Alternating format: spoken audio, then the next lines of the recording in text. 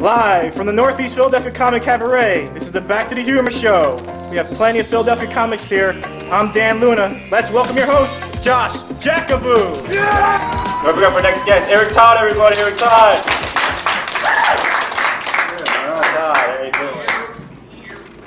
That's great. That's right. Eric, tell me about yourself. How long have you been performing? What is your act about? Any accomplishments besides this show? Yeah, well, I've been doing comedy on and off for about 10 years.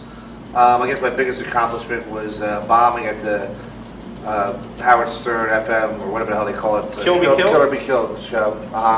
But it was great performing in front of Artie, and having Artie criticize me, as well as Bob Levy and some other great comedians. And I didn't do horrible, but I got bombed, and I kind of was real nervous. Oh. It's all right. So that's a big accomplishment, because that's actually, I think Pat House did that, and he came in second or something like that. Pat House was there, I think, and I believe, I forget the name of the guy who came in first. He's a big-headed... Which one? Hey!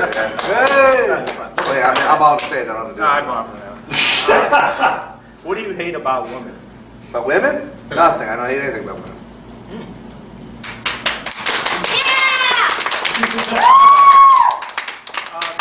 Do black people annoy you? Sometimes, yeah. But all kinds of people annoy me. But yeah, black people tend to annoy me a lot, but I like them.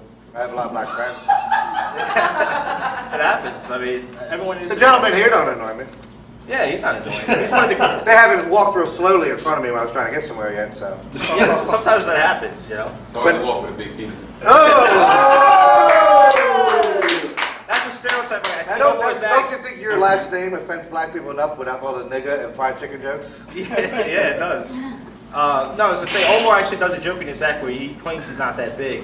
So Omar actually is one of the average black big guys. I'm sure there's plenty of them. I mean, worst open mic you've been to? What's that? Worst open mic you ever been to?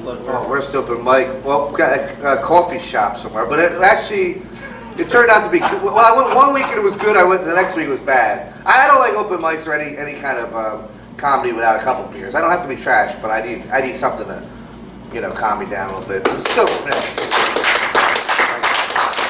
Right. Should Asian Heritage Month be banned? No. Why would Asian Heritage? Because no one celebrates it. He doesn't celebrate it, right, Dan? I told you Asian Heritage Month was 2 months ago. You didn't even know. You didn't give a shit. You're like, who cares? Yeah. Well, because he probably... Did you grow up here? Yep. So you grew up here in America your whole life. I've been here my whole life, and I'm one of the few Irish people. I don't get excited about any Irish St. Patty's Day. I mean, I go out St. Patty's Day, get drunk, but I go out every night and get drunk, so it doesn't really matter. Like, fuck you, yes. It's alright, you can clap. How's your childhood affected by comedy? Meaning that, they say you have to be demented to do this. Has your childhood affected the way? Well, I think my childhood, my comedy was affected by, actually, my dad has a great sense of humor, both my grandfathers. I really, there's nothing, I know you'd like to hear some kind of molesting story or something like that, but really, but no, my childhood was fine. So it has, it really affected my comedy in a positive way. That's beautiful. Sorry. Very beautiful. What's the worst advice anybody's given you about stand-up? You know how these guys pull worst advice about stand-up? Oh, you got it, like old head. Oh! No! The worst advice I was ever given about stand-up. Probably to dress up. I forget who it was. Said to always dress presentable. I don't really think it's that important though. No, I do like to look good once in a while. I mean, this guy's dressed nicely with the rough Loren shirt and all that. I mean, there's nothing wrong with looking good, but I don't think it's important. Obviously, if you see the black comedians, it is. Oh, like Steve McBride and Omar. They got. How is that like an insult or even a joke? They like to look nice. But I'm saying, you know what I hate about those people? And it's like they're just trying to show off. I hate rich, sophisticated, rich black people who try to show off and try to make me look down. Like when they make fun of you. So they're rich? I don't know if they're rich. Oh, okay. They're rich spiritually. Which bothers me.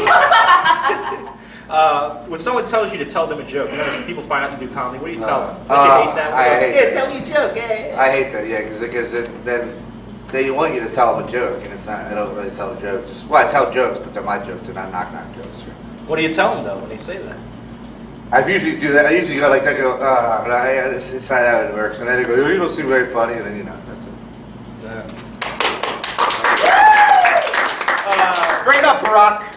I heard he was watching. If you could do things different, like now you have this comedy experience you have now. I don't know how long you've been doing this, but now you have this. Well, you asked me at the beginning.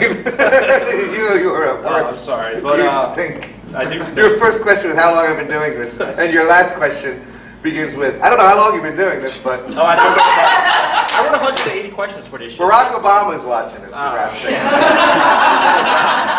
But I was going to say, what would you have done differently when you first started? Now that you have this. What I would have done differently is I would have stayed steady with it. I've had some problems with alcoholism and drugs and depression, so I've come and gone, but I'm back now, hopefully for good. When I see a midget, I light up. Why are midgets so fascinating? Because they're tiny little people. I mean, yeah, I have to agree with you with that. I mean, all the other stereotypes you brought out with the fried chicken and all that was pretty offensive. But yeah, midgets are very amusing. You really think that was offensive with the catering? Well, no, it's not so much offensive, but it's an old joke. It was too easy. Oh. I am a hack. All right, we're going to wrap it up. Thank you very much.